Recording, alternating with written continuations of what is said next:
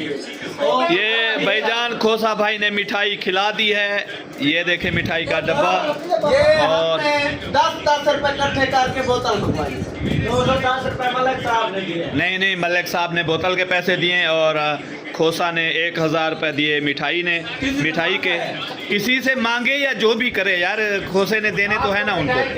आपको खिलाइए, मानो तो सही के भाई खोसा भाई ने खिलाई है। कैसे खोसा भाई? जी अल्हम्दुलिल्लाह, मैंने 1000 की मिठाई खिलाई है। जो नहीं मान रहा वो नमक हराम है। हाँ, और मलिक साहब का शुक्रिया अदा करें। मलिक साहब ने जो है बोतल पिलाई है।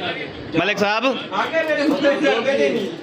ओ मलिक साहब, सर जी, मलिक साहब तो बात ही नहीं कर रहे यार। बोतल पिलाई है, इनका शुक्रिया अदा करो। सब बंदे शुक्रिया अदा करो मलिक साहब का।